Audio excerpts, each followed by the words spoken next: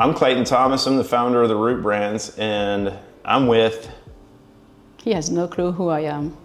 That's the best part. Well, Valerie's going to do her introduction. Yeah, it's true. I'm a big girl. I'm Valerie Orsoni. I'm a biohacker at heart. I've been doing that since 1998, before the word was even coined.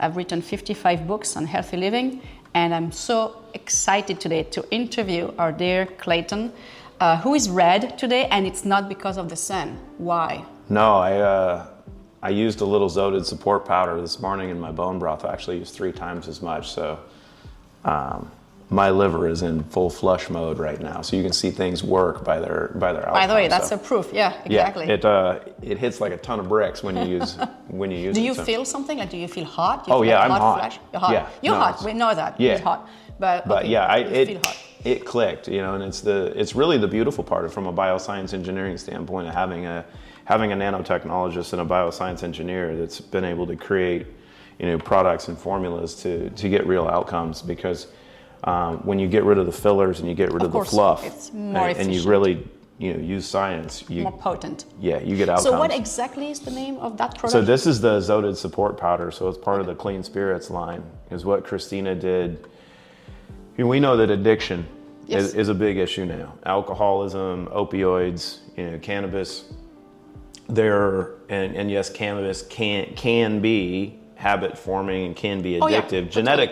There's genetic precursors, and good thing we have a genetic panel to actually discover that. But all of these things create massive amounts of toxicity in the liver. So Christina, because she speed reads and she has an eidetic memory, she went through all of the literature on what some of the top addiction recovery centers were doing from a protocol standpoint, took all that information and then created the Clean Spirits line that's already patented for alcohol metabolism in the liver. It works outstanding, but the combination of those 3 products is unlike anything that we've ever seen before. I want to try that for addressing it. So. But see, if I have no addiction, I can still use it to flush my liver, right? Well, yeah, and that's the one big thing that's begun to be a topic of conversation over the last 5 to 10 years is non-alcoholic fatty liver disease, right? And because I was born with it, it's extremely rare. I had severe steatosis, diagnosed when I was 12 years old. Well, this is because I was like, but you're a victim of your environment. Okay. When we were having dinner, That's true. And it's really the important part of being able to look at the big picture for That's people. True. Especially in this space of biohacking versus bioscience engineering, of where Christina is, and understanding the pathways, but also understanding the etiology and the root causes of what problems are. And you have to look at environment. The big picture. But one of the things that people don't pay attention to is the environmental impact transgenerationally. Yeah. That you come from a very unique area. I come from Corsica. Where we eat a lot. I mean, not a lot, but we eat a lot of seafood. Part of it is tuna, which we know is end of chain, very heavy in lead mainly. Yep. And also we eat a lot of wild game, boars and stuff. And which is really, really good, but depending upon the environment and what their diet is. So Corsicans, based on research and a lot of the history, are high in mercury. That's true. And by the way, I had no clue. Right? Yeah. That's so interesting. When we look at these things and you start to look at history and you say, oh, well, and it's not a genetic issue, it's actually a familial issue, because women pass environmental toxins down maternally about 7 generations deep. So what was in your mother, what was in your grandmother, what was in your great-grandmother has all been passed into you. And that's all done in the womb. I'm like a tuna, I'm at the end of the chain. Right, and we are the apex predator, unless we're in the water, and then we might be top 3. But we are that apex predator, so we typically eat other predatory meat sources, because they have the highest protein content, which is what we need. But in so doing, you're building up another level of toxicity. And if you're not constantly dealing with it, if you're not cognizant of it, and it's the one thing in this biohacking conversation that people have to understand, the foundation to this, and if we're looking at building a financial plan, or if you're building a house, or if you're building a city, you have to have a foundation. Yeah. And if you don't have that foundation, you can't build anything on top of it. that foundation when it comes to our health and performance happens to be the detoxification of all the heavy metals, the environmental toxins, the chemicals, the pollutants, everything else. If you're not doing that as a foundation, nothing else is actually going to work. But you know what's interesting is, even if I were not Corsican, when I was a kid in France, people would eat canned tuna a lot. Yeah. And so even if you're not Corsican, you know, French, Spanish, Italian, American, the consumption of tuna until very recently, and even now, people who don't know, was huge. Almost every day, every 2 days, you would eat tuna and you would accumulate. So even if I were born in France and raised there, I would have the same situation. So question for you, where and how do we get tested for mercury and toxic metals, heavy metals in my body? Well, it's really interesting, because if you look at metals, people want to know, well, how much do I have in me? The hard part is if you look at mercury and lead and aluminum, right? They're highly neurotoxic. And mercury is the second most deadly chemical known to man. What's the first one? Dioxin, which is what they use to make Agent Orange. So we know that's really good at killing stuff, right? We know it's probably not going to use that. Mercury's, and you take out the radioactive isotopes because they do their job really quickly. Mercury's really unique because in most instances, exposure is not going to kill you. It's going to destroy you, but slowly. It is highly nefarious. It is the worst neurotoxin known to man. So it's lipophilic, which means it's so toxic that the body has to sequester it really quickly, but because of how it works, it's going to find its way into your neuronal network. So brain, central nervous system, it's going to create disruptions, but it's hormone mimetic. It has this entire cascade that it'll work on, but it will disrupt every single system of the human body, but it'll do it differently in every single individual. Very vicious. It is so nefarious and so genius in what it does. And one of the worst aspects of it is the fact that it amplifies the effects of other toxins in the body. So you might look at, glyphosate, lead, cadmium, arsenic, if you add cesium, mercury strontium, to it, it's like... It's not 1 + 1 = 2. It's 1 + 1 = 111. Yeah, it's exponential. Right? And that impact is what's causing this cascade of symptomology throughout our population. It's causing the weakness in our body that then, if you have a poor diet, or if you're eating things that are loaded with other environmental toxins, right? And then if you're getting shots, right, from childhood going forward, those things will decrease immune function, and in most instances add even more aluminum or mercury into your body. Yeah. The amplification of those leads eventually to a tipping point, right? That we all have a body burden, right? And if you were to go from your toes to your head and say, okay, this is your scale. Yeah. We're never down by our knees for a scale standpoint. It's our body burden is heart level.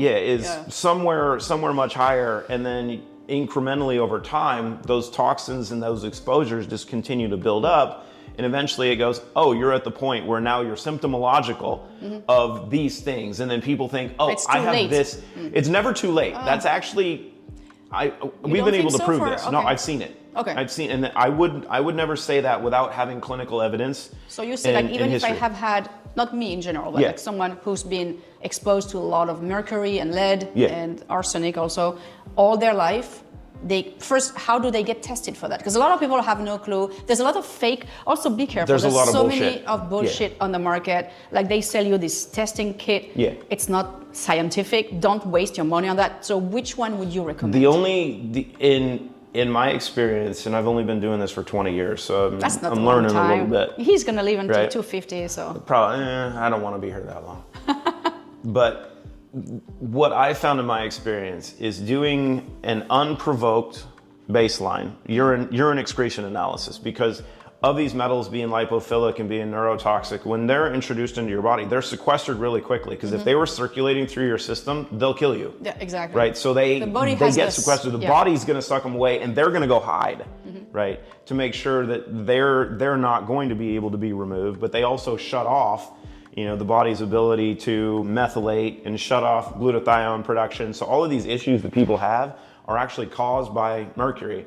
But you can't do a blood test for it because blood is just a circulatory medium, so it's a very, very small, quick snapshot. And we don't have that here, otherwise we would be dead anyway. Yeah, and if you had massive amounts of mercury in your blood, you're like, you're on your way out. That's what I'm saying, that's too late. Yeah. Well, but if it's you would have to make some interventions. So urine excretion analysis is the best thing to do. Okay, urine excretion analysis. And what we've done is work with our lab and not only have the full panel for toxic heavy metals, but also adding molds in there now as well. So in that process, you then, I would argue, if you go see a practitioner that does chelation therapy, they want to do a provoke study. Don't, because they want to use EDTA or DMPS or DMSA to basically take your snow globe, right? And this is the way I look at this from a detoxification standpoint, is your body is this snow globe that's been sitting on the shelf. So you've got all the little glitter on the bottom, which are the heavy metals that have been distributed into a specific area, and the water looks great, and that environment looks clean. What these doctors have been doing for years is injecting you with a chelator that mobilizes a massive amount of toxins. So they shake up the snow globe, but they can't deal with that environment because it's incapable of doing that. So what they look at is then urine excretion of saying, oh, well, we use this to mobilize a lot of those toxins, so we're going to see what's coming out of you so they know it's there. Well, this just in. We know it's there. There's not a single person on the freaking planet that's not loaded with mercury and other environmental toxins. Sorry, if you've ever been conceived, you're poisoned. Exactly. Right? If you've been born, you're poisoned. They're there. So what then you have to look at is, okay, what's coming out of you as a baseline? And I'll use a really good example. I'll use Stefan as an example because he's given me permission to use his name. He's been in a bunch of biohacking podcasts and his Ultimate Human Things and everything. But in talking with him, he lost a lot of weight from doing different injections, which I would never recommend, but now he's got full-blown alopecia, right? So I'm pretty sure that's not considered success in becoming... Maybe too much testosterone, DHEA could impact, well, he's so loaded with mercury that he couldn't even function. And I sat down with him initially when we started this process, and I'm like, bro, you're loaded with massive amounts of mercury. And he's like, well, where from? I'm like, well, your history. And he's like, well, once I lost this weight, I needed more protein, so I started eating a lot of tuna. I'm like, he's in Vegas. So I'm like, great. So you're eating a lot of Pacific ahi because you're going to Nobu and you're going to places and you're ordering good sushi to get good tuna. He's like, yeah. I said, well, we did his baseline, had him send in his urine sample, and he was throwing, on a scale of 0 to 10, a 3.9 for mercury. It should be 0, which... that was sign number 1. He was also throwing a bunch of cesium. And he's like, what's cesium? I'm like, well, do you know what Fukushima was? He's like, is that when we dropped the bomb on Japan? I'm like, no, that was Hiroshima.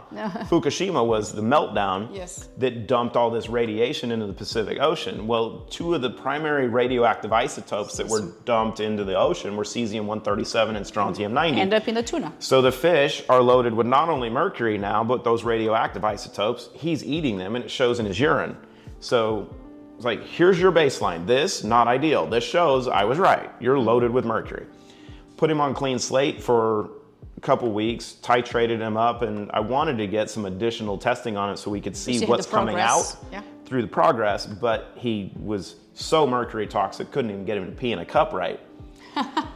Got him to 10 drops twice a day, did that for a week, just got his labs back, and his mercury excretion went from a 3.9 to a 0.6. Let's see, okay. So we cleaned out so much in that time frame that we're already seeing this massive decrease in excretion. So if you already have a 0 when you do the test, you ideally want to have a 0. So if you have a 0 and you take clean slate or something, how do you see if you're following up with additional screens, right? And this is where you do the baseline, and then you want to do some things that help support the removal of those metals. So you can do that for a couple days, do another urine excretion analysis, send it into the lab, and you're going to see different things come out.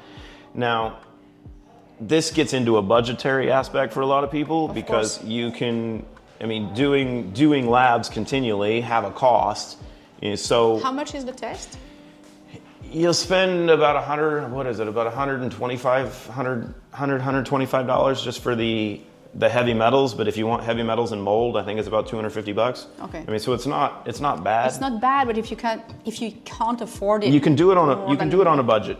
Yeah, you can do it once every few months. You don't have to do it every 3 weeks. And you can watch your own personal outcomes, because when doing this right, things change biologically pretty quickly. The body starts to adapt. It's like I just did about 45 minutes ago, taking the support powder with my bone broth, and after about 10 minutes, it goes, hello, your liver's ready to go. You get the niacin, you get the garlic, and away goes the experience of getting a little flush and getting warm really quickly. Maybe I should do that when I'm in Antarctica. It's going to get warm. It will heat you up. That'll be one of the things. You throw in some good bone broth. So guys, I'm going to talk with Clayton after that, because my next big project, I have 2 mountaineering projects in Nepal and 1 crazy one in Antarctica. And I was telling him I need some support because it's so intense physically. And you said you would help me. No, absolutely. You know, one of our case studies, Attila, is the world record holder in outdoor endurance swimming. And he was doing a competition off the coast of France a couple of years ago.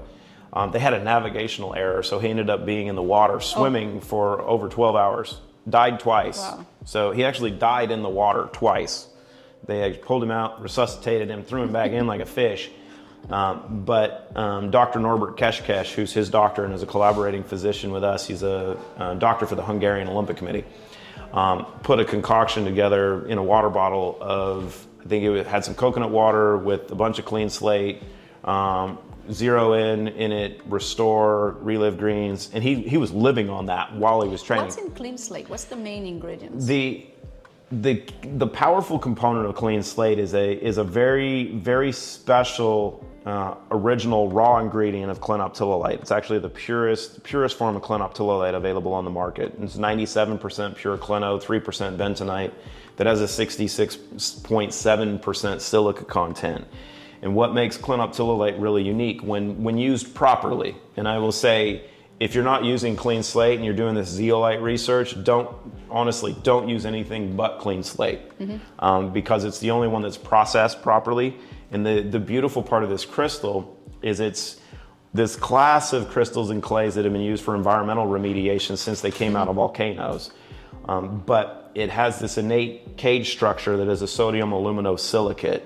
So when processed properly, and Christina is really the first one that's figured this out, because I've worked in this space for 2 decades, that she figured out how to break apart this crystal but not damage this bioavailable silica that is so important to us. The same way that silicon microchips are important to computer systems, we're a biological computer and we need orthosilicic acid or bioavailable silica.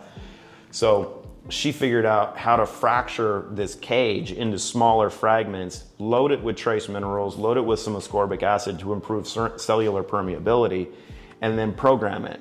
Because you can program crystals really easily, but also water and products with intention, with the intention of what you're doing, with love, and in a specific design. And she's using some polarization and other components to amplify the charge and the effects of the crystals. So it's something that is very unique, because it's going to go in, it's going to start grabbing onto different environmental toxins throughout your system. Mercury, lead, calcium, fluoride. So the interesting part when we talk about biohacking in the pineal gland is people talk about you have to decalcify your pineal gland. Yes, that's crucial, but you also have to recrystallize it, right? Because on the outside it might be calcified. On the inside, there's little crystals inside your pineal gland that are resonators with light. So, and when we look at that, it's the circadian rhythm, right? So light during the day that's going through your eyes, exactly. But then also the spiritual light that's coming from top down. So when you look at your chakras and everything else and feeding your third eye, that you've got both frames of reference. If those crystals aren't amplified, you're going to not have the resonance that you truly are made to. And so she, from a bioscience engineering aspect of understanding the physical, the psychological, the spiritual, and the emotional, that all coincide simultaneously. was able to create a mechanism that's going to grab onto the bad stuff, start cleaning stuff out really slowly, but feeding the trace minerals, feeding the bioavailable silica, so everything starts to kick. So this is all with clean slate. That's clean slate. That's the foundation. That's the foundation of the hubs. Yeah, okay. and then you get to build on top of that, because if you're looking at the Trinity, which is our foundational 3 that she did initially, and that's what we had all the clinical case studies and the data 5 years ago about reversing all the vaccine injuries. Because Dr. Keshkesh had a bunch of athletes that were, some of them were former elite professional athletes that were retired but still training, got sick when it was popular, lost their smell and taste. Okay. But then when it became cool to get 2 shots, or it became a requirement in a couple countries, he had 6 cases of people between like 35 and 50 that were well-trained and training athletes. But not as strong as before. They were, not when they were younger and professional athletes, but they were constantly training. And they got their 2 shots like most people did, and their C-reactive protein went through the roof, their AST and ALT levels went through the roof, and their pro-BNP markers, which are the inflammation markers for your heart, went through the roof. So I assume you never got your shots? No. Okay. And I know the data because Christina was working at Bristol Myers Squibb 20 plus years ago on HIV, which was the first studies being done on mRNA vaccines. So, and the thing is on that, everyone knows that they should have never been put in the market. Never. Any mRNA vaccines shouldn't be in the market. They know the data, right? And I think from a population standpoint, businesses are going to do things to make money. That's their requirement because they're publicly traded. It doesn't mean the public has to choose to use them, right? We are given free will, right? So if you don't know and you're ignorant, that's on you, right? So if you're uninformed, it's going to lead, like if you're skiing or if you're rock climbing, right? If you're climbing a mountain and they're like, well, there's signs that say, if you go this way, you're going to fall off a cliff. And if you choose, it's your fault. Yeah, if you choose to disregard the sign and go, I'm just going to walk over here, and then you fall off a cliff and you die, that's not anyone's fault. You chose. But what's interesting is 2 days ago, I published on Instagram a post on Tylenol, Advil, all these NSAIDs. I said, please guys, stop taking this and popping this like a candy as soon as you have a little boo-boo. It slows down healing, it's toxic for the liver, and it was like a 10-slide carousel. Yeah. I got a lot of people say, oh my God, thank you so much for enlightening us. A lot of other comments were very aggressive. Well, you also have to remember that most of the shit on social media, but most of the stuff on social media, most of the negative commentary are bots anyway. Yeah. I mean, that's controlled by industry, and in order to trigger engagement on a negative aspect, but most people, no one's going to fight that argument. Why would you say these things? I'm like, okay, who's behind this? I know. I was really surprised. I mean, some of them sounded like bots, but some were like normal people. Yeah, it's good AI. Or maybe they've been drinking the Kool-Aid. Yes, well, and there's a lot. The message. There's a lot of those too. Yeah. The white coats have been telling us for 50 years it's fine. Yeah. Well, and I was, growing up in a veterinary practice and studying integrative health in humans and animals since I was 2 years old. I mean, I've been doing this for 45 years when it comes to a health standpoint. So now we know his age. Yeah, you get a pretty good idea. I'm 50-ish. I can't claim 50 yet because I'm not quite there, but I'm 50-ish. I can claim it. I want to. I'm like, look, I'm 35 in my head. I'll tell people I'm 60 chronologically because biologically I'm in my 20s. So That's it's good. like there's a big difference between chrono and bio. Oh, for sure. Right? But through studies of studying mineral supplementation when I was 8 years old and having the conversations at dinner with my mom and dad, okay, why do we put a salt block in the field for the horses? And why are they doing that? And what are we doing? And then understanding my blood type and, metabolically how I should be eating and training, that we have to take the time to each understand ourselves, right? Because we're all functioning on the same hardware and the same operating system. We're all human. But the beautiful part and the unique aspect is that we're each an imperfect piece to a perfect puzzle, right? My favorite philosopher wrote that a few years ago. That happens to be my wife, right? But she's right. Yeah, she is. And in so doing, that means first, and Socrates said this, first, know thyself, right? Because if you don't know you, which is the most important subject that each of us have, right? Our most important subject is ourself. The most important investment, the greatest investment you're going to make is in yourself. In your health. And in your health and in your performance, because we know scientifically that happy, healthy people actually make more money, right? So if you want money, perform better, right? And you can apply that into any aspect of life. In sports, if you perform better, you're going to make more money. If you're healthy and you're a business person or you're an entrepreneur, if you're able to go harder, longer, you're better making better decisions, you're not getting sick, because being sick is lost time. Time is money. You can apply them in all these different ways. So it's the key component of knowing yourself, knowing how you function genetically, and then applying that into nutrition, lifestyle, exercise, diet, all these different components, and then you get to go. And then you can climb 43 peaks, write 55 books, and do crazy stuff. Thank you. Just one last thing. I'm not his wife, but I also have a sentence my husband loves very much, which is, don't sacrifice your health for your wealth, because one day you will have to spend all your wealth to maybe try to save your health. Yeah. That's my big. The check always comes due. Exactly. So do you know when that check typically is put on the table? Like if we use the reference, do you know what age? And this is actually a science fact. I would say 35, but let's see. It's 50. 50 is the golden number. So if you look at the rates of cancer and heart disease and heart attacks and everything, 50. It's between the age of 45 and 55. Whew, I made 50 is it. the magic number. Yeah. I'm 55, which means I made it. So when you look at people dying prematurely and dying young, you'll see most of them die in that range, because you can do pretty much anything you want to the human body for 50 years, and then you pay. And then you pay the price, yeah. And so people that are working their asses off to attain some semblance of financial well-being, and if they don't pay attention to the health standpoint, we just had this happen to one of our friends at home. He just retired, last year. 52 years old. And then heart attack. 55? No, went in to get his knee scoped. His wife is like, look, now our kids are out of the house, we're retired, we're gonna go travel the world, we'll do all this stuff. Go get your knee fixed, go get some knee surgery so you can walk better. He goes in, has knee surgery, comes back out the next day in recovery, strokes out and dies. Oh, I have a friend like this as well. And so, you go, 52 years old, all done. You go, boop, boop, boop, boop. It's like your check was due and you didn't have enough to cover it. Exactly. Well, thank you so much, my dear. It was a pleasure. Thanks for hanging out with me. I love that. I'm going to hang out more with him, because I'm going to climb a mountain, not with him, but with his products. Thank you. Do it.